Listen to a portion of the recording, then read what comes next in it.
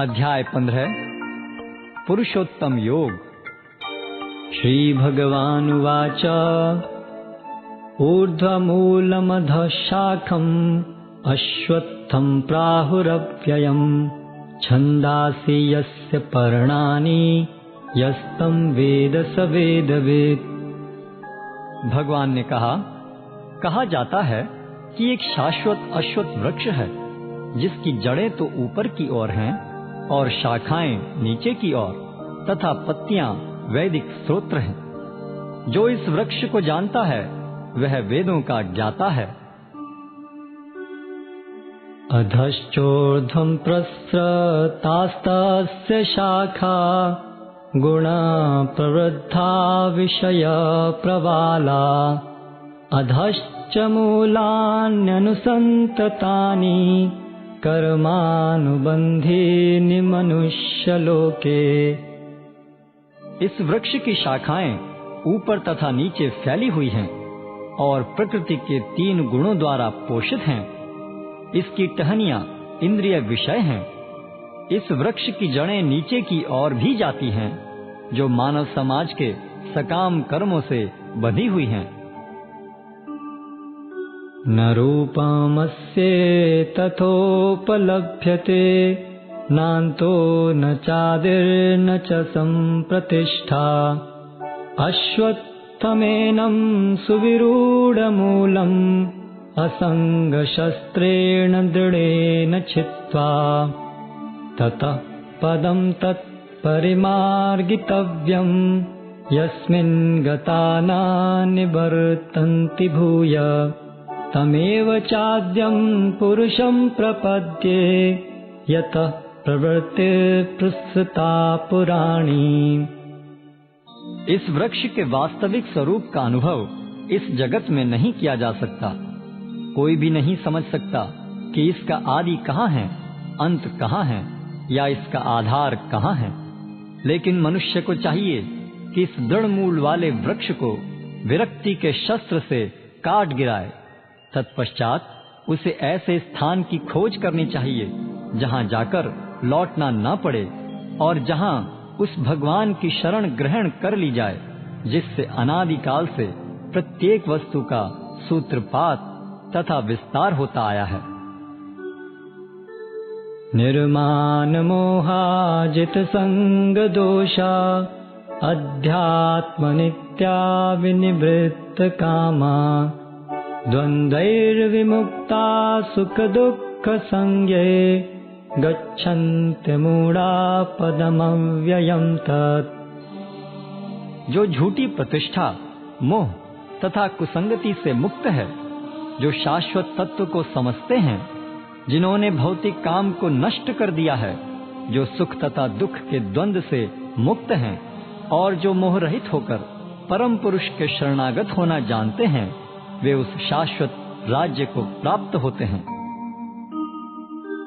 न तद्भास्यते सूर्यो न शशांको न पावकः यद्गत्वा न निवर्तन्ते तद्धाम परमं मम।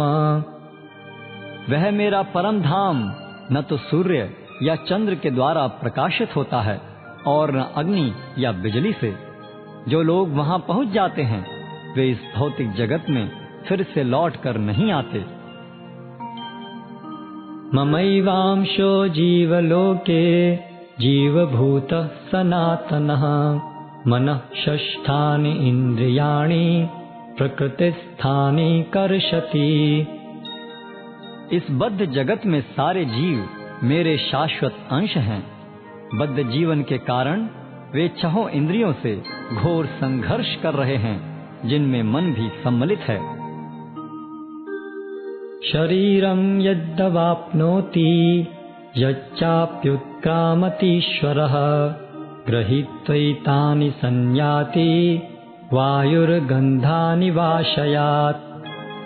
इस संसार में जीव अपनी देहात्म बुद्धि को एक शरीर से दूसरे में उसी तरह ले जाता है जिस तरह वायु सुगंधि को ले जाता है। इस प्रकार वह एक शरीर धारण करता है और फिर इसे त्याग कर दूसरा शरीर धारण करता है। श्रोत्रं चक्षुस्पर्शनं च रसनं घ्राणमेव च अधिष्ठाय मनश्चायं विषयानुपसेवते। इस प्रकार दूसरा स्थूल शरीर धारण करके जीव विशेष प्रकार का कान, आँख, जीभ, नाक तथा स्पर्श इंद्रिय प्राप्त करता है, जो मन के चारों ओर संपुंजित हैं। इस प्रकार वह इंद्रिय विषयों के एक विशिष्ट समुच्चय का भोग करता है। उत्क्रामन्तं स्थितं वापि भुञ्जानं वा गुणान्वितं विमूढानानुपश्यन्ति पश्यन्ति ज्ञानचक्षुषः। मूर्ख न तो समझ पाते हैं कि जीव किस प्रकार अपना शरीर त्याग सकता है, न ही वे यह समझ पाते हैं कि प्रकृति के गुणों के अधीन वह किस तरह के शरीर का भोग करता है। लेकिन जिसकी आंखें ज्ञान में प्रशिक्षित होती हैं, वह यह सब देख सकता है। यतन्तो योगिनश्चैनं पश्यन्त्यात्मन्यवस्थितं यतन्तोऽप्यकृतात्मानो नैनं पश्यन्त्यचेतसः। आत्म साक्षात्कार को प्राप्त प्रयत्नशील योगी जन यह सब स्पष्ट रूप से देख सकते हैं, लेकिन जिनके मन विकसित नहीं हैं और जो आत्म साक्षात्कार को प्राप्त नहीं हैं, वे प्रयत्न करके भी यह नहीं देख पाते कि क्या हो रहा है। यदादित्यगतं तेजो जगद्भासयतेऽखिलं यच्चन्द्रमसि यच्चाग्नौ तत्तेजो विद्धि मामकम्। सूर्य का तेज जो सारे विश्व के अंधकार को दूर करता है, मुझसे ही निकलता है। चंद्रमा तथा अग्नि के तेज भी मुझसे उत्पन्न हैं। गामाविश्य च भूतानि धारयामि हमोजसा पुष्णामि चौषधी सर्वा सोमो भूत्वा रसात्मकः। मैं प्रत्येक लोक में प्रवेश करता हूँ और मेरी शक्ति से सारे लोक अपनी कक्षा में स्थित रहते हैं। मैं चंद्रमा बनकर समस्त वनस्पतियों को जीवन रस प्रदान करता हूँ। अहं वैश्वानरो भूत्वा प्राणिनां देहमाश्रितः प्राणापानसमायुक्तः पचाम्यन्नं चतुर्विधम्। मैं समस्त जीवों के शरीरों में पाचन अग्नि वैश्वानर हूँ और मैं श्वास प्रश्वास प्राणवायु में रहकर 4 प्रकार के अन्नों को पचाता हूँ। सर्वस्य चाहं हृदि सन्निविष्टो मत्ता स्मृतिर्ज्ञानपोहनं च वेदैश्च सर्वैरहमेव वेद्यो वेदान्तकृतवेद विदेव चाहम्। मैं प्रत्येक जीव के हृदय में आसीन हूँ और मुझसे ही स्मृति, ज्ञान तथा विस्मृति होती है। मैं ही वेदों के द्वारा जानने योग्य हूँ। निस्संदेह मैं वेदांत का संकलन करता तथा समस्त वेदों का जानने वाला हूँ। द्वाविमौ पुरुषौ लोके क्षरश्चाक्षर एव च क्षरः सर्वाणि भूतानि कूटस्थोऽक्षर उच्यते। जीव 2 प्रकार के हैं, च्युत तथा अच्युत। भौतिक जगत में प्रत्येक जीव च्युत होता है और आध्यात्मिक जगत में प्रत्येक जीव अच्युत कहलाता है।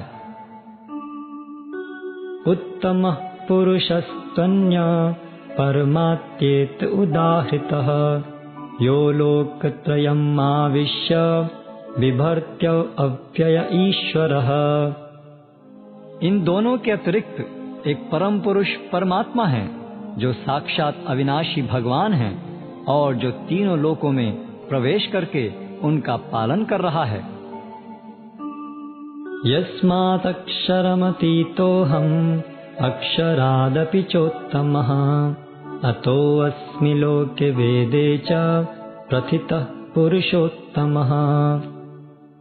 चूंकि मैं क्षर तथा अक्षर दोनों के परे हूँ, और चूंकि मैं सर्वश्रेष्ठ हूँ, अतएव मैं इस जगत में तथा वेदों में परम पुरुष के रूप में विख्यात हूँ। यो मामेव सम्मूढ़ो जानाति पुरुषोत्तमं स सर्वविद् भजति मां सर्वभावेन भारत। जो कोई भी मुझे संशय रहित होकर पुरुषोत्तम भगवान के रूप में जानता है, वह सब कुछ जानने वाला है। अतएव हे भरत पुत्र, वह व्यक्ति मेरी पूर्ण भक्ति में रत होता है। इति गुह्यतमं शास्त्रम् इदं मुक्तं मया नघ एतद् बुद्ध्वा बुद्धिमान् स्यात् कृतकृत्यश्च भारत।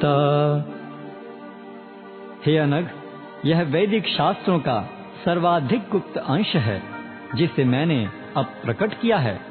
जो कोई इसे समझता है वह बुद्धिमान हो जाएगा और उसके प्रयास पूर्ण होंगे।